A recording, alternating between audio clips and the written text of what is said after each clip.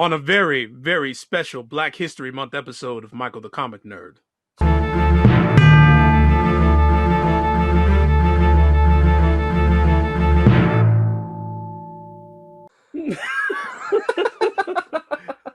Okay, Yeah, that'll work. That'll work. All right. so yeah, So we're still kind of in the middle of okay, so I was catching I was up. as serious as I could be.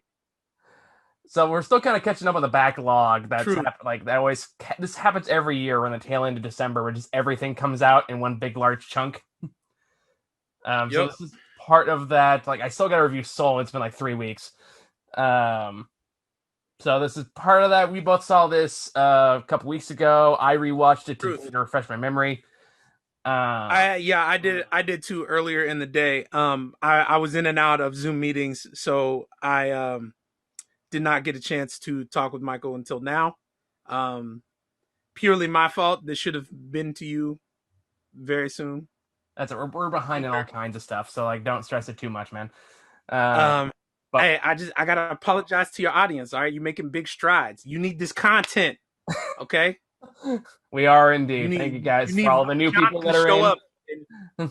We're just shy at time recording this. We're just shy of like 2670 in subscribers going on right now. So we're See, very. there you go. See, and the fan fiction suffers when Ron is not present. All right, so I miss the fan we fiction. got to Stuff do fun. this. Uh, but Yeah, I gotta go back and read some of those. That was funny. they're still there. I checked recently. Uh, Okay, anyway, so we're talking about Ma. Is it Ma Rayleigh's Ma Rainey. Ma Rainey's Yeah, Black Bottom. they call her the mother of blues. Actual historical significant character, actually lived a life, and is not sensationalized at all. The way you saw her in the movie is how they say she was. I believe that. Like, I don't know a lot about the history surrounding this movie. I do know this is based off a play. Um, which Yes. which I found out like going into because I was watching like, this feels like a lot like a stage play, and I googled, it was like, oh, it is. Okay, that makes perfect sense. No, Um, absolutely. So who we're talking about is August Wilson. For those that don't know, he is a 20th century master playwright. mhm. Um, he did a series of plays. I can't remember what the actual name of the collection of plays is called, but it has to do with one. It usually centers around a neighborhood in Pittsburgh, but through many years and decades. Mhm. Right. This one is a little bit different because this takes place in Chicago, Yeah. and it's during the Harlem Renaissance, so a tad bit different, but still a part of the collection technically. Okay. Yeah, and this is a movie I'm glad I watched twice because I feel like I got more out of it the second time I watched it than I did the first time around. I was kind of just Okay. absorbing the atmosphere and the energy, and there a lot of heavy dialogue in this one. And the fact that it plays out in real time, I thought Oh was very yeah, interesting. absolutely. Relevant right off the bat, this is a great movie. And I think Hmm. it's very Yeah. noteworthy as being. Like, Go ahead. no, go ahead. Go ahead. I was gonna say, and it's also very I'm noteworthy as trying. being the big one of the big reasons why this movie did get as much attention as it did when it came out is the fact that it's Chadwick Boseman's last performance before he tragically passed away. Right. Um, Yeah, it was this performance and one other performance, I think, where he was playing a soldier. I think it's The Five Bloods with Spike Lee. I think those two were his last two. has that come out yet? I don't know if that's come out yet. I'm pretty sure I'm pretty sure that's on Netflix as well. Okay, okay. Pretty sure that's out. But yeah, that's where you could really start to see his health start to decline, and eventually him pass without anybody knowing. But Um, man, like what a last performance though. yeah, but before we move into like the meat of this review, Yeah, yeah, like baseline, the movie is amazing. yeah. Technically superior. You're talking about audio, you're talking about film lenses, you're talking about color grade, you're talking about the seamlessly integrated CG. You're talking like I don't know if you know that, but all that outside stuff was like half soundstage, and then the rest of it was CG. Like, I actually did not know that, so that's actually yeah, very interesting to find out. and so yeah, for sure. Like half of them cars wasn't there, bro. Like, That's actually really interesting to know. I did not even pick up on that a little bit, so that's actually really impressive. Which also goes to show you the best it, used CGI are usually in the background. yeah, Also the yeah. easiest to hide. So yeah, so baseline, the film is gorgeous. The performances are wonderful. Like Viola Yeah, Davis still hell of hands a down one of the best performance for actresses in the Chadwick. business right now. Yeah, and just like as a footnote, I've criticized Chadwick Boseman in the past, but not on his acting skill. Um, but after knowing the circumstances around his passing and the last couple of roles that he did, it his career makes a heap more sense to me now than it did when I had those criticisms. And Yeah, the criticism that I had was that um, Chadwick Boseman, for a stretch of 10 years, literally played every Black American in history.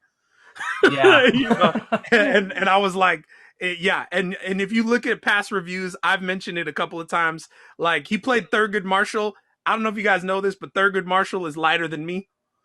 Okay, so I like I said, I questioned some of those choices, but now understanding that literally he was on these sets and doing these jobs with the understanding that he was slowly dying and Yeah. there was nothing he could do about it. And that's so to me, if I put myself in that position, I would want to play everything that got handed to me and do it the best I could. And so I completely understand the latter half of his career now in a way that I did not before.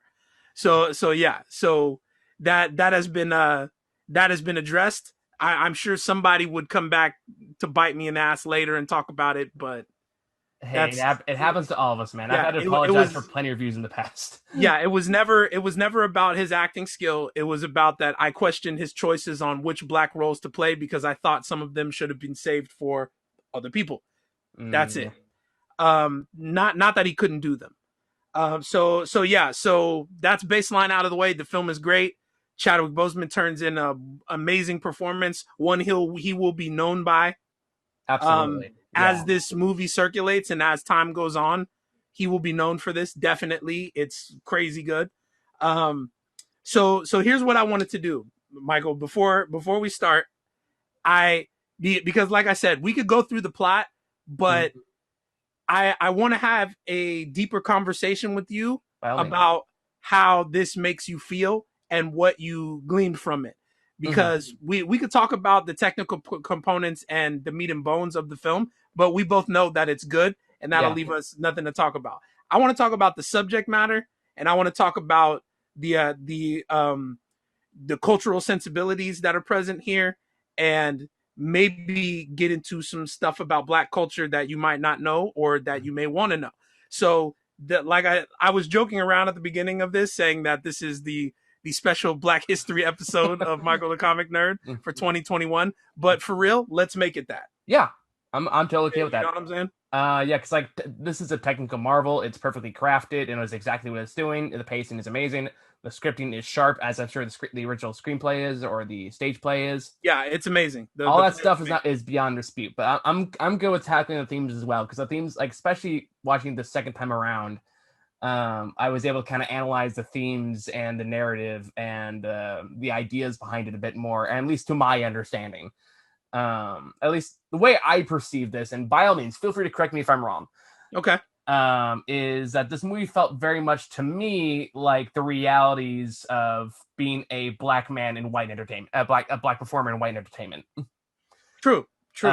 And Also, something we shouldn't overlook. Again, I'm sorry to cut you off. that's I'm okay. terrible because of the connection. But something we should also look at is that with Black American history is American history, right? Yeah, To separate it is folly, right? absolutely. So try.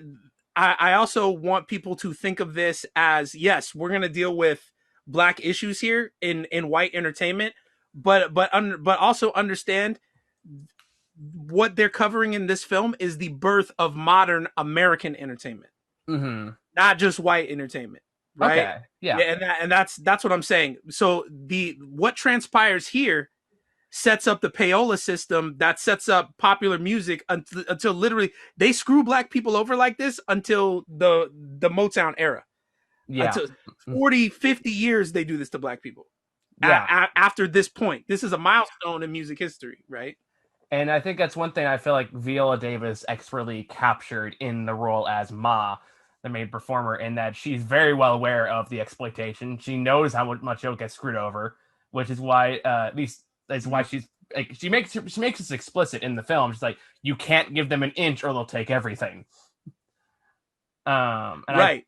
and I But see, the reason the reason why this tactic doesn't work though is because all they do is pay off the older performer, and the new performers that coming up, they just have new ways of screwing them. yeah. That's gets illustrated here in not so many words as well. I'm sorry, continue. No, I was gonna say like, and well, that's the kind of the contrast between like the two main characters, like Ma and Levy, Chadwick Boseman's character, Mm-hmm. and Chadwick Boseman's character thinks he can kind of sneak in there. He thinks he can kind of slide his way in. He can manipulate the people that screw him over, and then he ends up getting screwed over. Ma, on the other hand, can be judged as like a pain in the ass to work with, like high drama queen, but at the same time, she's absolutely right in everything she does, and everything she does guarantees everyone gets what they want. She gets what she wants. Uh, Right. while they The literally try to screw over on part, literally everything they possibly can. yeah, and the sad part is they're both right. Yeah, in different degrees. You know, the sad part is they're both right. The thing that Levy did was that he overplayed his hand. Yeah, You know, he should have paid attention to how Ma Rainey did it with the publishing, with the songwriting, with yeah, it, because he literally gave up the songs. yeah. Before like Yeah, even before them. you watch him hand him the sheet music. What do you think he's gonna do with it? Yep. And then as soon as he got it, You like know? that's it. And even to the end of this movie, the only thing that stops Ma from getting screwed over more is the fact that she didn't sign the release papers. Is the Right, only thing that stops him. right. But she did it on purpose, and that again, that's the genius of the older black performers. But what August Wilson is trying to illustrate here is that if we do not preserve our cultural sensibilities, they die with us, right? Mm-hmm. Ma Rainey's business acumen, the way that she got things done for herself and people around her, with the new musicians in a rush to become famous, denied themselves the sensibilities that Ma Rainey had set up. Had they learned from her and add her distinctiveness to their own, you know, Yeah. the sound would have continued forward, the business would have gotten better. But because Ma Rainey was so hammer fisted with how she dealt with things, her style of music died with her. Yeah, that makes Blues sense. has never been the same. Yeah, no, that makes perfect sense. You know what I'm saying? And because why do that when you can dilute it just a little bit? It's what happens with everything. I mean, nefarious practices. Not that I've done them, but I know people who have. And we're talking about bootlegging alcohol, making your own alcohol. What happens if you can get the same taste and figure out a way to dilute it? Then why not? Yeah, It'll cost you less. You use less resources. You make more money. yeah. So with music, it's no different. Oh man. Yeah, no, that makes perfect sense. Next thing you know, Ryan Gosling is saving jazz apparently. Yeah. Next thing you know, it's La La Land, right? And That no, an apt name for that film because it exists in a reality that is nowhere else. Not even in real LA. Okay. I mean, people just don't randomly break into tap dance in the middle of like an after party. Bad tap dance. Bad tap dance, yeah, with a kind of sort of The can best see part right of now. that movie, the best part of that movie is when all those dancers get their moment to shine when they're out on the top of the highway. Oh And, yeah. and they all just get to bust out and do their dance moves they've been training for and paying classes for 30 years. So they could get out there and do that amazing fucking thing. That was the best part of the movie. Everything else was garbage. See, that's what reminds me the Jason Segel Muppets when you have all like the extravagant dancers and shit in the background, and Jason Segel doing the bare minimum in the front. Basically. Motherfucker, Basically. I'm putting way more But effort into it. But anyway, but yeah, so what you're seeing here is not just a story about blackness, it's about the crafting of the modern music industry, which did again, this practice that you see at the end where he hands them the money in the backroom deal and he gives up the sheet music, and then you get the white band to record all of that stuff. Yeah. That literally went on for like 60 years. Yeah, that Okay. I'm not even surprised by that anymore. Yeah. Like, yeah, and then they had the sound, they had the sheet music, which was the insidious part is that they have the authentic artifacts, so they can Mm. interpret them however they want, right? That's the thing. They have the original thing that's real, so nobody can say that it's inauthentic. Wow. You know what I'm saying? Fuck with them. They can't say. And but these businessmen from back then, they knew what they were doing, dude. Oh yeah, They knew like what they no were doing. doubt. They were brilliant in that regard and how insidious they were. It's like, how can we get this done the fastest? How can we how can we take this without giving them credit? like Yeah, like how can we get the most out of this while taking as much from them as we can? right. And that's what I'm saying.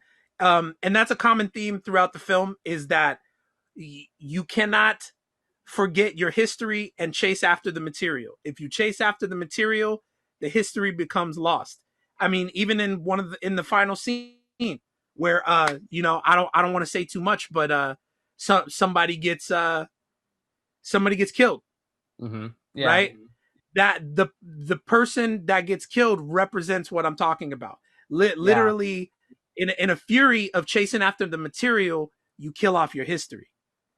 Yeah, because You know he's what I'm that saying? like that character in particular is one that often pontificates about what the past was like and what history was like and who Right. they are now and who they And can be. there's so much complex, yeah, there's so much complex blackness and cultural sensibilities to be discussed here that I don't know if we have time, but I'll do my best. I'd rather so people can hear a black person talk about blackness all the time, Mm-hmm. but I want to hear from a person who is not black how it makes you feel and what you think about it and what questions you have. That's what I mean.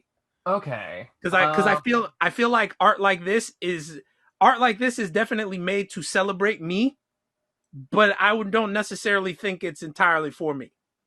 That makes sense. I think it's for you to understand, not me. No, it's valid. That's valid.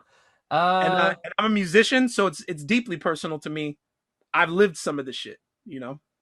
I think what the part about that struck me the most was probably the one that's like there's no dialogue in there is the metaphor with the door, which I think probably most poignantly gets the point, at least struck to me, um, is the fact that for the entire of this movie, there Levy keeps pushing against this door in the band room that is locked down. I guess it didn't used to be locked down. He keeps going back and banging against this door over and over and over again until at the very end he finally gets through and it turns out it's a dead end. And to me, Yeah, that metaphor is exactly what I'm talking about. yeah, and that metaphor struck me as the most poignant because it to me it perfectly encapsulates the idea of like you can keep banging on this door trying to break through for success, like especially in their culture. At the time, like black artists getting screwed over all the time. You can keep banging against it all you want, but even if you manage to get through somehow, you're gonna get blocked by something else, and you're gonna get screwed over in some other way, and they're gonna find another way to take this from you. And it feels like a consistent rhyme of robbery, I guess, is probably the best way I can phrase it. Um, Well, and also most people are in a rush to open doors that they don't know what's behind them. They're just upset that it's closed. that's also a very good point. Yeah. You know what I'm saying? Like Levy is a perfect example of that all over our profession, all over entertainment. Well, I think That's not just a black thing, you know. But like this is something I noticed watching it the second time around, particularly with Levy, is that in comparison to Ma's not afraid to call out the white man on anything they say or do. She had no fear whatsoever in that regard. But Levy was much more willing to attack people that are on his side than he's willing to confront people who he thinks can give him what he wants, even though they rob him anyway. Even though that he should know they're going to rob him anyway. Well, and yes, and this is a social moray that is prevalent in the black community. It is so you notice that observation about Levy, but also look at the characters in the room with him for the most of the film. They incessantly disrespect him because he's different. Mm-hmm. You get what I'm saying? But when it comes time to reel him back in, and he needs to be a part of something, they wonder why he doesn't want to be a part of it. Yeah, I guess and, that's a fair and point. that's that like if there was ever a more apt metaphor for being black, I have not seen one. There are so many things culturally that black people, especially older black people, expect you to do and expect you to be, right? And they Mhm. incessantly talk about your new sensibilities, your new way of doing things, how it's disrespectful to this or it's disrespectful to that. But then when they need you and you refuse to be a part of the thing that they want to do, they wonder why. Okay. Well, because like, and that's and and this may be just my own ignorance talking on the subject, because like I can see that with this is where my terribleness with names gets in the way. The not the piano player, the other one, I forget his name. Uh, Toledo. Toledo, yeah. Toledo's the piano player. Oh, The Toledo. bass player is Slow Drag, and then I can't remember what the trombones player the name of the trombone player is right now. I can't Um, remember. well, like the piano, like was it Toledo? Cutler. I think it's Cutler. Cutler, yeah, Cutler. Toledo's the piano player. Yeah, Toledo felt like, at least to some extent, he was trying to teach and guide Levy to a certain extent. Levy just wasn't not interested in listening to in any way, shape, or form. Right. But while Cutler was like much more antagonistic towards him from the very beginning. Well, Uh, yeah, because again, that's a thing in the black community. If you got talent and you have dreams, the black community is real quick to shit on your dreams. Okay. They're real quick to shit on your dreams and tell you should do it a different way, right? Mhm. But when you become the standard, then that's the thing that they use to crush other people's dreams with. Does that make sense? So that actually leads to another question that's kind of interesting, ties back into all this, is how many of potential voices, how many potential sounds, and how many potential talents were deliberately oppressed or diminished by this white wave making records? Um, thousands, thousands, maybe hundreds of thousands. We'll never know. Like, the masters of those records, man, are locked away somewhere, and somebody owns them, or somebody mismanaged them and they got destroyed. And like these people's hopes and dreams, their ideas, their creativity, this was the Mhm. only way that they could let it out. Some people just went around the clubs and gigged their whole lives and played their original music, and nobody ever heard it again. Like like Now, like had it not been for record machines, Louis Armstrong might have been that way. yeah. We may never have gotten anything that he had, because he was doing it for so long. By the time they were recording him, he was already old, you know. Yeah, makes sense. Um, so yeah. And now what prevalence does Ma have in the history of recorded jazz music? So well, Ma Rainey is blues. I would classify her as Oh, blues. sorry, blues. Yeah, yeah. Jazz happens between blues and swing, Okay, okay. right? Which is what they're showing you at the end of the film. Mm-hmm. It's that fusion, swing and blues together. But hard blues comes from the South. It lives there. It'll die there. As far as I'm concerned, it's been dead for a while. Nobody's done the original style in forever. Mm-hmm. So that's what Ma Rainey is, part of that movement, part of literally the core of popular music. Everything we listen to now, she's the direct root of that. In similar vein, like a black woman was like the mother of all humankind.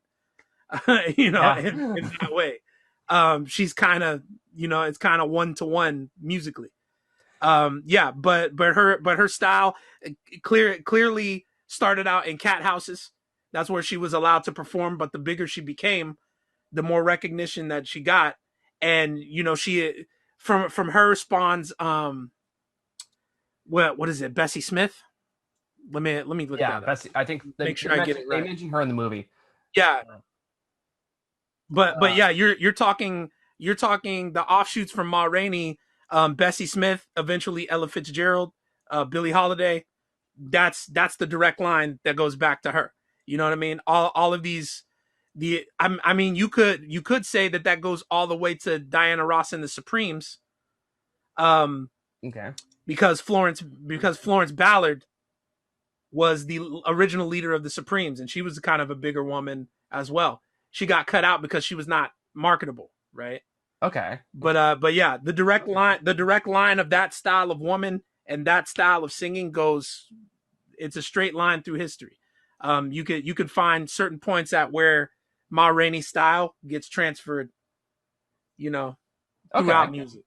And you mentioned like the exploitation of black artists in this era lasted for about 60 years. So I guess my question for that would be like, when did that change, or has it changed all that much? So I want to say, so unofficially this exploitation lasted until the 80s with hip hop, right? Okay. Um Officially, this way of doing things with the backroom deals and all that ended in the 60s with Motown. Up until that point, so we get a good, from this play takes place in 1927. From Mhm. about 1927 to 1950, this is the way shit got done. Then in the 50s, because of rock and roll, again, direct line from the blues, smolts, jazz, and swing, comes rock and roll, which then splits off into disco, metal, R&B, Okay. hip hop. You know what I mean? It just goes like this, like a big tree, right? Mhm. So yeah, so up until the 40s, this is the way stuff got done. From the 50s to the 60s and early 70s, what becomes important, the new pipeline becomes the radio stations and a system called payola, Okay. where the program director plays not what people are asking him to play, what he gets paid to play under the Mhm. table. Okay. Okay. Okay, so yeah, so you had to grease palms if you wanted your record to be a hit. You had to put it out the right way with the right recording, yes, but you also had to go to every radio station around the country and pay the DJ one to one, face to face, to get your shit played. Otherwise, he's not gonna play And this, it. so this was that was in the 80s. So, well, like I said, from the 50s to the early 70s, the payola system is prevalent. Okay, In the I missed the 80s, dates on that. Sorry. yeah, 80s becomes a time where it's this creative explosion and everybody's throwing against the wall to see what sticks. Everybody's looking for new sounds because the sounds are becoming stale. So they kind of open the floodgates and everybody gets their say in the 80s. As you can tell from the music that came out, there's like, you know, 100 artists, none of them sound the same. You know what I mean? The 80s wasn't a good Um, time for music. right. For every type of music, there are so many different strains of music that get made at that point. But yeah, we're focusing on the direct line from blues, swing, jazz. Then comes the payola system. Then comes the Motown sound, the like factory bass sound. Mhm. Where it kind of modernizes black music and makes it mainstream. Okay. And then we get what we have today. You know, Okay. Now, does this kind of exploitation still exist in the industry? so in the 50s and 60s under the payola system, this would happen all the time. How they stole the dude's sheet music and then turned it into a record.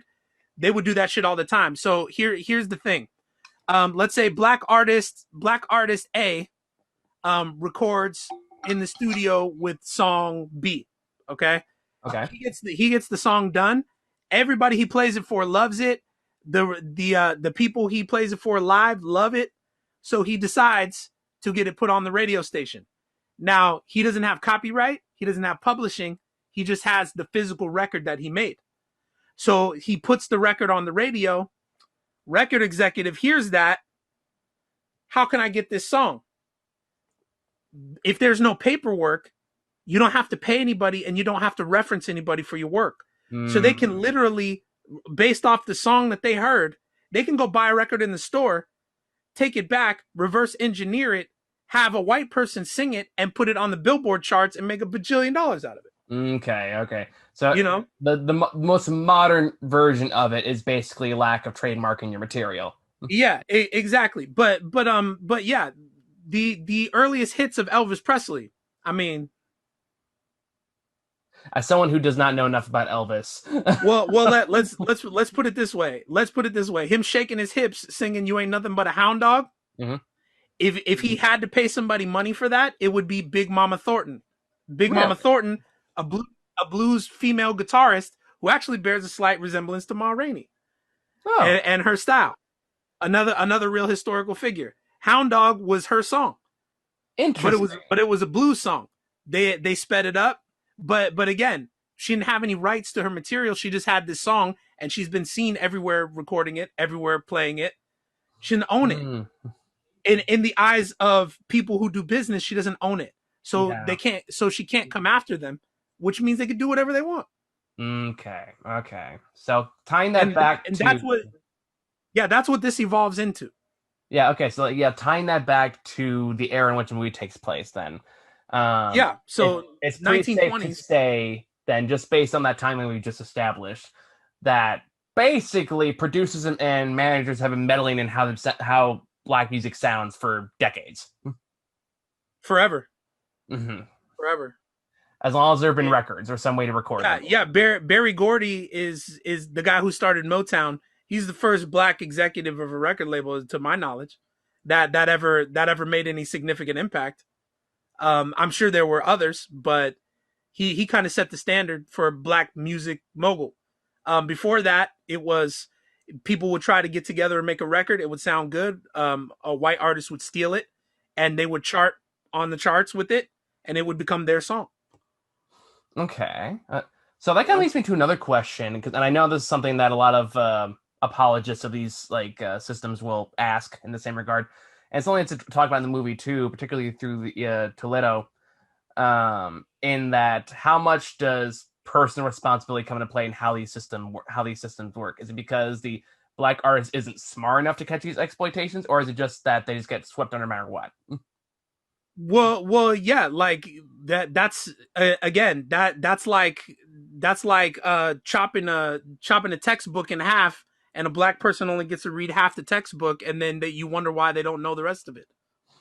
So you're saying it's a You know lack what I'm of saying? education? If they started, yeah, if they started with half the textbook, then how are they gonna know? Yeah, that makes sense. That perpetuates the cycle, right? So if you're a self-taught musician, you've never been to school for it, you know how to play this shit, and you got ideas. That's all you know. So what you're saying is that there is a deliberate attempt to block out how many black artists know about the system. Therefore, it's easier to exploit them when the time comes, and then they could blame personal responsibility Yeah, when they get screwed. exactly. Well, and but also again, like part of the cultural conversation that's going on here is that is that Toledo is trying to influence all of the guys to work together because they need to make black people's fortunes better all together. But notice when the nefarious shit happens, when the shit goes down, Toledo is always ignoring it. Yeah, he's always kind of like, I don't want to be He's always involved. not in. Yeah, I don't want to be involved. Yes, I'm doing you my see what I'm thing. saying? Yeah, The exact moment where he needs to be involved. I don't want to give away the film, but there are multiple times where shit is going on that is not right and that is not conducive to them getting this shit done, and he doesn't do anything about it. yeah. He's Okay, content in his little like, well, we should do something. I'm not going to do it, but somebody should do right. something. Uh, oh, I very So there, yeah, but again, like I said, there's that cultural conversation going on, and the white people in these situations with black people are not stupid. They see the cultural conversation going on, so they mhm. exploit it. Okay.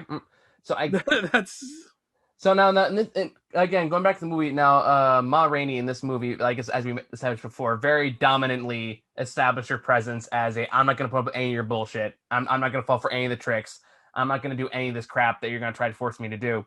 I guess my question is like, has you mentioned your music dies with her, but have there been people like her who have a similar like "fuck you, I like this is mine" kind of attitude I towards mean, record labels, and has that been successful? yeah. Throughout history, there have definitely been these type of people. But what you notice about them is that they either figure out a way to make music on their own and they stay successful, or all of their stuff gets stripped from them and they lose, and they just go down forever. Like I'm saying, her style of doing music, yes, there's strains of it that live on, but the purity, the potency of her music is Yeah. what died with her. You So you like, get what I'm saying? She neglected the opportunity to pass that on.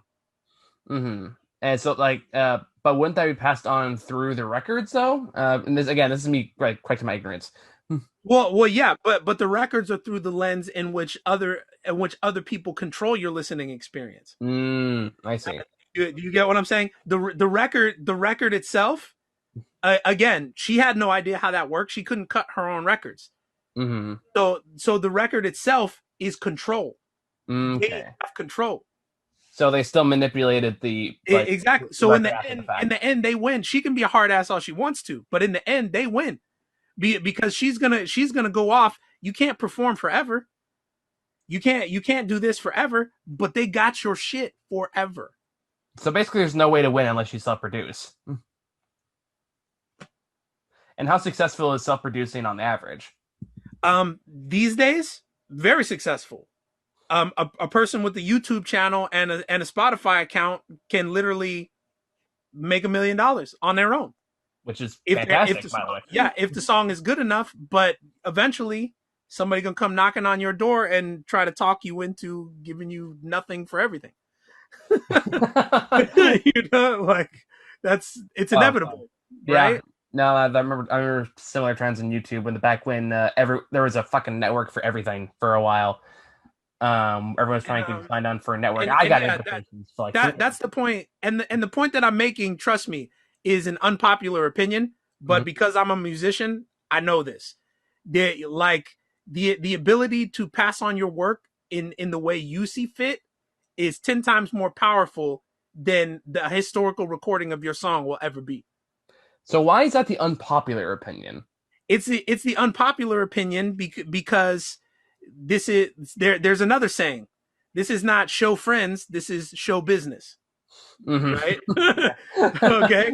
And show business literally means I do this for you, you pay me this, Hmm. right? Yeah. So it is transactional. It will always be that way.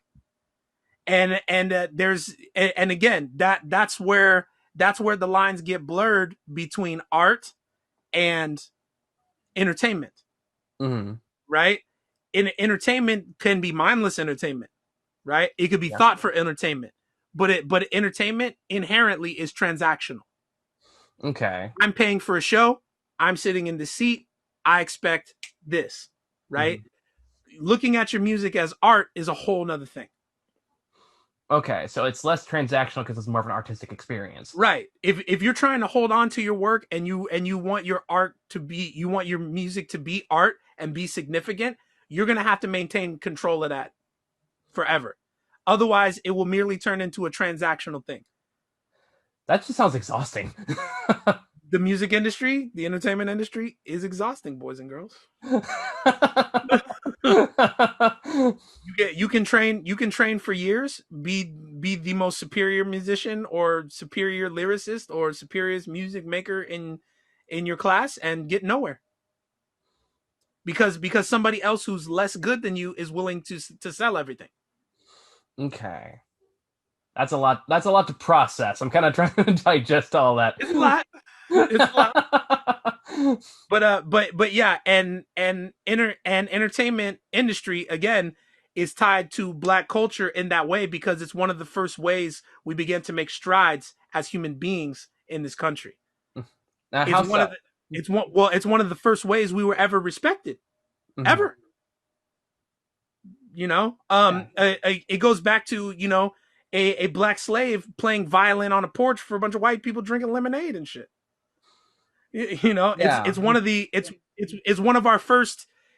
How do I put it? It's one of our first ins into Okay. into a seat at the table. Into, oh, we're not just property. Oh, we are capable of great things. Oh, we can do these masterful things in what seems like effortless ways.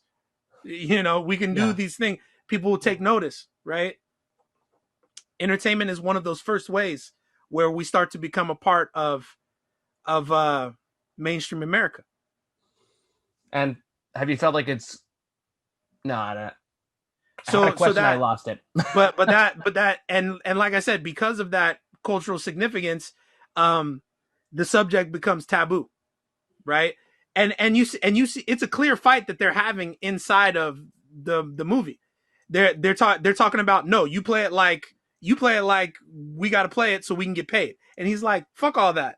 Mm-hmm. Let's do something new so we can get more attention, so we can get more money. And everybody's like, nope, this is the old way of doing it. This is how it works. This is how it's always been. This is how we're getting paid. And the young dude's not having it. Like, it's that, So you would say you know that what I'm like, saying? a theme of old generation versus the new generation, the black community, is very much a heavy theme in this movie. Oh, bro, it's so real. It's so real. I now again, this is not a broad generalization. I've had many different instances in my life where older black people have championed me to do something that nobody else thought would go well. Okay, Yeah. so there are forward thinking people in every type of person that there can be. What I'm saying is the general consensus is, because black people have had to do so much with so little, we cling to the things that we know we have, right? Like this dream is ethereal. It's not solid. This thing that we've built right here is solid. We should hold on to this instead of reaching one hand out for this. Now, do you think that's out of fear or something else?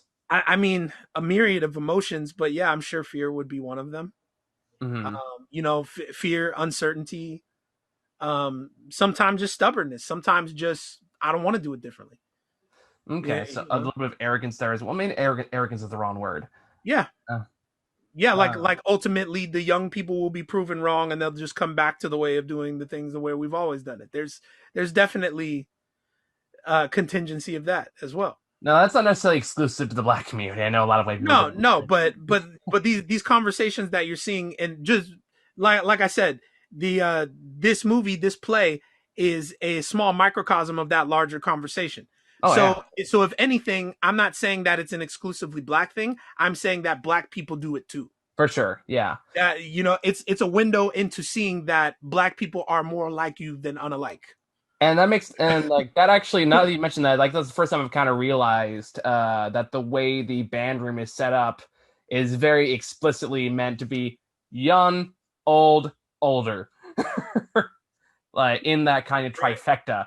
Um, Well, and and notice, Levy is the only one moving around. The rest of them take their position and they just stay in the fucking spot and they don't move. you know, like, notice that shit. That's also very true. And well, like Levy is definitely has the most to prove out of the three of them at that point. Right. Like he's definitely overcompensating from frame one of the movie. Well, yeah, he's For the in the, reasons he describes in the film. but also he's in the fake it till you make it scenario. He's unproven talent, right? Oh yeah, you can tell he's deeply insecure about his position in the world, but he doesn't want to be talked down to. He wants to act like he knows everything already, so he doesn't have to worry about not knowing things. Exactly, exactly, and that's his fault. But the fault of the older black men in that situation is not realizing that they've all been there themselves, That is also and completely fair. and, Yeah. and to embrace that and let him talk his shit, but still get the work done. you know? Yeah, and also like don't piss off your boss is also another important lesson there. Right. Well, like for example, had we been like how would have been, so they're in there waiting for Ma Rainey. She's taking her sweet time. Could Toledo have said, "Hey, you know what? That stuff you're playing there on the trumpet and that sheet music, bring it over here, show it to me. Let's just use it to warm up while we get ready to play the real stuff." You, Yeah. you know what I mean? I like that.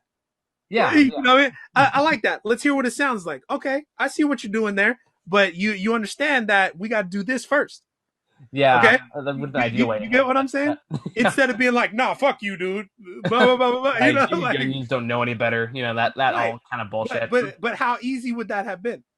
Yeah, I mean that goes down to like just kind of what you were saying, like a mixture of stubbornness, arrogance, uh, almost a feeling of needing to be not necessarily superior, but smarter than the other Well, person. they need to. Well, here's the thing. What if Levy's right? Yeah, If Levy's right, then they've spent 20 years doing shit the wrong way. and that goes into They can't multiple have, categories where what if Levy was right? Because there yeah, is that but they implication. can't have that, right? They can't have that because then that means they were shit. Yeah. So they gotta talk down to him. I mean, in their minds, that's what's going on, right? But it's also interesting pointing that out and also knowing how things escalate lit like towards about the midway point of the movie, particularly when they start talking about God, Yeah. and how that escalates, and again, just how fragile that ego is, especially with Cutler, who is definitely trying to be like the smooth one of the group. Well, and also you just touched on another huge cultural conversation that we have as well. Is that is that like unpopular opinion again? The last bastion of racism in the South is our adaptation to Judeo-Christian beliefs. Yeah. Okay, black, yeah, our fundamental attachment to that as black people hurts more than it helps in a lot of cases. Hmm. And that's illustrated there perfectly. It's like it, the young person doubts God, and the thing about it is he has a right to. Yeah. You know what I'm saying? And that's another deeper conversation. That's not just about hubris. That's not just about aggressiveness. No. They're having a conversation about if if God is gonna save you, why are we all in this room the Yeah. way we are? And that goes back to what you were talking about earlier, like what if Levy's right, Yeah. and like the What fragility if that Levy's comes right? with that question. Because if you ask yourself a question, that you have to eventually admit to yourself that the answer could be yes. And what do you do with that information? Right. And so which would fundamentally change everybody in the room, right? And some people don't want to change, which is why they have their little idiosyncratics. Like Toledo, he walks out of the room when shit gets rough. You know what I'm Yeah. saying? He doesn't respond when he needs to be the voice of reason. He doesn't do it Now that goes, because he doesn't want to change. and so is that goes back to like what motivates that? Is it more just a desire for complacency, stability, or is it just like, It's all of those things. It's like I got my thing over here. You know, if I reach out for this thing, I may lose this. mm-hmm, You know, so and that's a very human thing. That's not a black, absolutely, yeah, you know. But that's what I mean by illustrating this as blackness. I'm illustrating this as humanity. absolutely. No, I completely I'm agree. trying to tie the two together. I'm not trying to say like, oh, it's like you know what term I No, hate no, is no. it's the term I hate is, or the phrase I hate is, it's a black thing you wouldn't understand. No, no, you would understand if you bothered to. Yeah, like if you Okay. try to understand, like there's a lot of things, and from in my opinion, please correct me if I'm wrong, is like there are a lot of things that I cannot understand because of my privilege and my position in life. That being said, the emotions and the reasons for existing are universal for everybody. Does that make sense? Am I Well, I would challenge you on that. I'd push back on you on that. okay? I would say it's not where you're from, it's where you're at. That's another popular black phrase. Okay. It's not where you're from, it's where you're at. You can understand anything if you put your mind to it. Mhm. Yes, you may be predisposed not to understand certain things because of where you come from, but that doesn't mean you'll never get it. Okay. You know what I'm saying? All you got to do is get it in a way that's respectful to others, in a way that makes sense to you, and that's the key in the lock. You don't have to be like somebody else to understand them. Mhm. Yeah, Okay. you know what I'm saying? Yeah. No, that makes sense. I So yeah, I would push not just you, I would push back on all people of European descent who say that. I don't want to call you white because for me that has a bad connotation. mhm. White means the absence of lineage. If you come from somewhere, if you have ancestry, if you have a family line, then you're not just white. White people are people who want to start at zero and say, "Oh, I'm just American." Mhm. Okay, Yeah, yeah. to me that's white. I don't want to call people white unless I have to. That makes sense. I can see that. You know. So yeah. So if you're of European descent, there's no reason why you can't understand the plight of black people if you just pay attention. Hmm. You know, Yeah, yeah. somewhere, somebody who looks like you has dealt with something that a black person has dealt with. I guess more for me personally, and this goes into my own like insecurities about even like discussing this topic. Is I'm always afraid of again, this is where we get really real. I am Hey, always afraid of trying to discuss systemic discrimination in a way that comes off as disrespectful or well, ignorant. yeah. Like, I mean, the basic principle is that racism is a system of disadvantage based on race. Yes. Um, Black people can be prejudiced, but there's no point in being racist for us because it wouldn't benefit us at all. Yeah. You get what I'm saying? So yeah. So what white people have to understand is that the system of disadvantage benefits them whether they like it or not. Yeah. And that's completely true. I guess more like I don't want to pretend like say like, oh, I understand discrimination. I understand what it's like to be discriminated against. When it's like I don't. I have benefited from the system since I've been born. Exactly. So why does it why does it hurt so many people just to say that? It don't like that doesn't to me that's the part of racism I've never understood. Mm-hmm. Is that you're kind of showing your cards there if you're not willing to admit that because it's obviously true. My theory about that has always been something to the extent of if you acknowledge the problem exists, that means you have to find a reason why you can't solve it or why you can't do anything about it. Or you got to do something about it, right? Therefore, it's easier to pretend the problem doesn't exist and that you're just wrong than go through that process. And but all that does is leave room for people on the other side of the spectrum, the reactionary people, to be like, yeah, I have this privilege, and so what? That makes me better, and they get to speak for all of you guys. Yeah, that's true too. You know, Most of them hold a they position in get to be like, government. yeah, they Uh, get to be like, well, if you were better than me, then I mean, you'd have my position, right? it's always like and doesn't that kind of go in that old metaphor of like starting at the race, like the track race, and the white man starts up front, and the black person gets put like way back, and they shoot the gun, and it's like, well, I just know way I can catch up to them. Like he's way ahead of me. It's like, well, just run faster then. Right. Well, here's the fucked up part. And then when the black person beats you, you want to try to act like it didn't happen. Yep, and then it's like, oh, you cheated. Okay. There's no. When they literally start from behind, lap you and beat you in the race, and then you want to act like it's illegitimate It's when like, they oh, literally put fraud. everything they had into it. Yeah, absolutely. That's the part I don't get. Like if I'm a white dude and a black person from that far behind beats me, I gotta be like, okay, respect. Fuck it. You know what I mean? And that goes into like, and that kind of comes back to ego and perceptions of reality, and having those perceptions challenged is the fact that no matter what your race, some people will never be willing to do that. Right.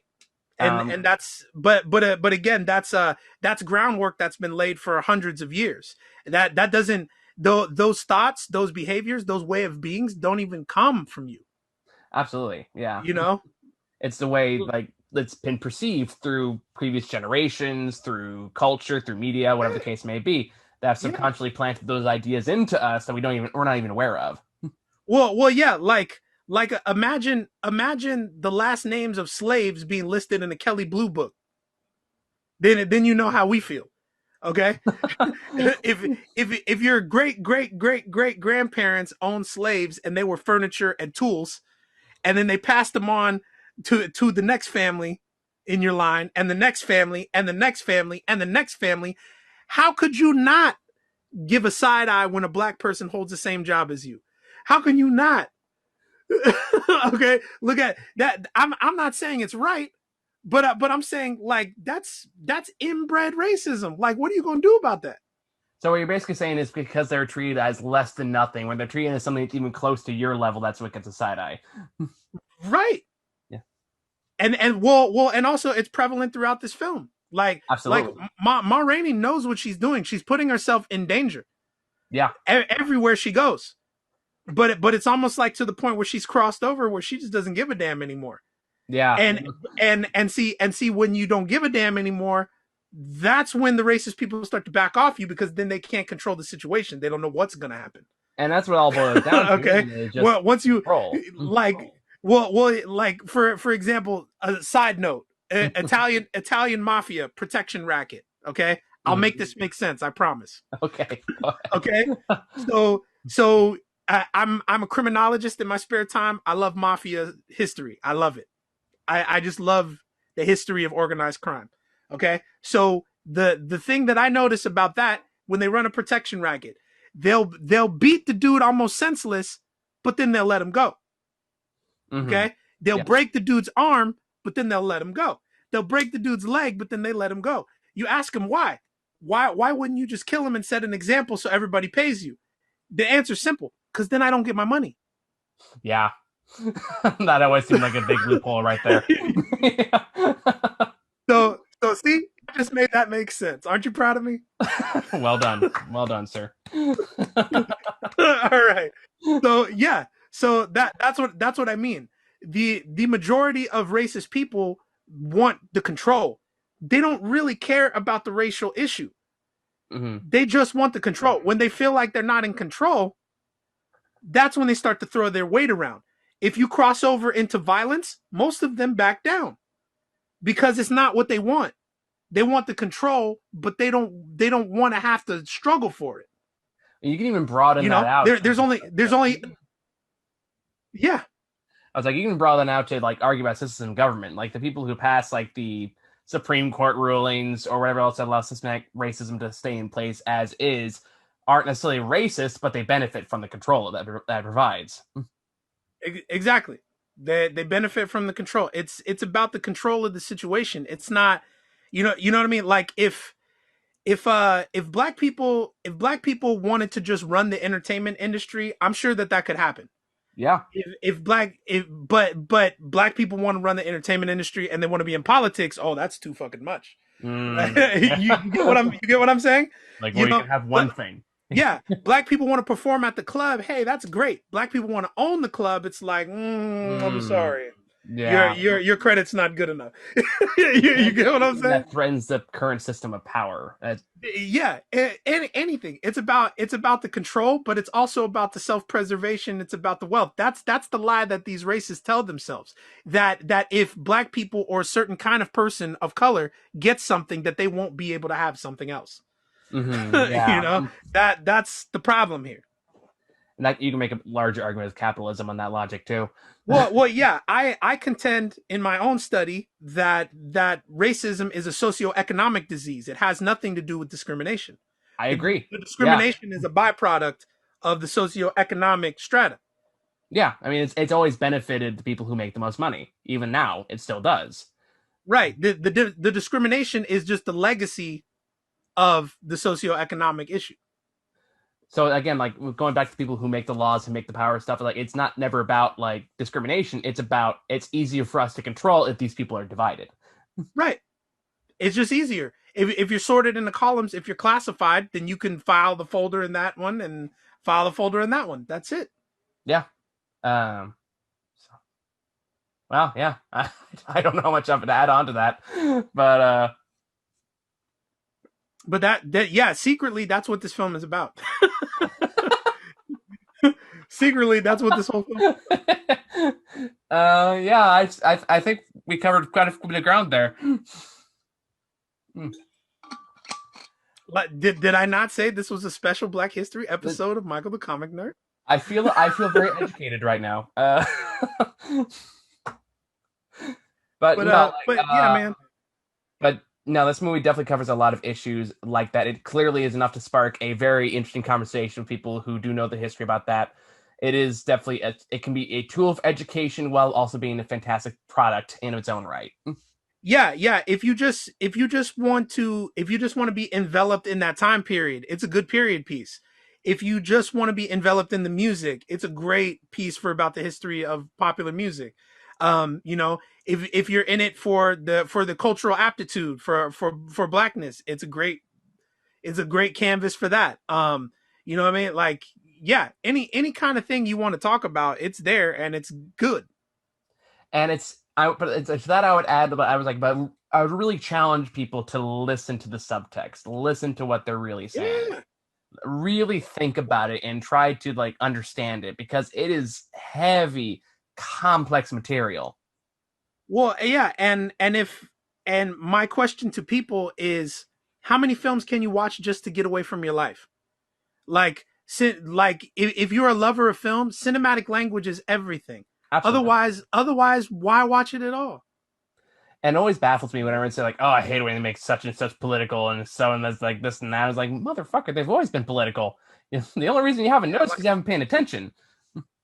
Yeah, I don't understand. Some of the best art is political because it comes from where the person comes from politically, Yeah. or you know, Or or like even socially. in my world, by comic books and stuff like that, this is a surprisingly common argument. And people who argue like, I hate when the X-Men get political. I'm like, motherfucker, do you not even know what the X-Men are a metaphor for? But and that's where I think Stan Lee messed up. He should have just made Magneto and Xavier Black. He should have just done it. Yeah, that would have been ballsier. Like had he done it, there'd be no fucking question. Yeah, I mean, really make that metaphor clear as day. Like honestly, that would have fixed everything. It really would have. Which means that the Juggernaut could have been black, which means that Mystique could have been black. You know Not what I necessarily mean? Mystique because she was like she Well, was related to Charles she's Xavier. adopted. Yeah, she's adopted, but Mystique gets weird in the comics. Like she was never related to Xavier, even by adoption in the comics. That was something they made for the oh, movie. she just showed up. Oh god, Mystique is weird. To put it lightly. Oh, that can be a whole video in and of itself. We're not going into it today. Okay, well, cool. But Well, yeah, my two favorites are Rogue and Gambit. oh yeah, absolutely. Oh, Rogue and Gambit are my shit because I just love the dichotomy. I love that two people fall in love with the opposite power sets and they're diametrically opposed to each other. Rogue absorbs energy and she's afraid of doing it, and Gambit produces an infinite amount of energy, so he's not afraid.